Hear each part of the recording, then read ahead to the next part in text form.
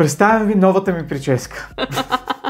Не, няма да е. Това в процес сме на търсене. Аз имам идея, така че сега ще ви покажа какво ще направя. Косата вече е чиста, благодарение на шампуана на Garnier Botanic Therapy Magnetic Charcoal. Този шампуан от тази серия е конкретно за хора, които имат мазен скалп и сухи краища. Такава е моята коса, между другото, и това е любимата ми серия от продуктите на Garnier за измиване на косата. Ако има коафьори сред вас, които могат да предложат някаква прическа, която мислите, че ще отива на тази глава, коментарите са за вас.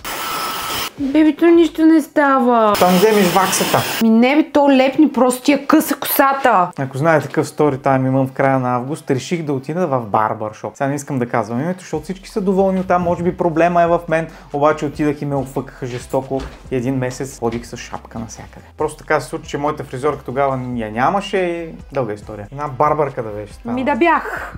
Това масаж много ми хареса. Много ти е късичка косичката. Ми пуснахме я, казах я толкова да ми отреже. Абсолютно никаква дължина нямаш. Как да ти се порасне. направи прическа? Не, че проблема е в мен. Ми тя ми е права косата. Права като прас. Аз я намачкам и тя се изправя. Ми кадрин ли да сложа? Ползваме тази приставка. Ние сме в изходна позиция. Смених си шуара, смених всички представки, просто няма нищо, ти така си ми хубавичо. Айде, аз се отказвам. Явно ще ходя още един месец с шапка.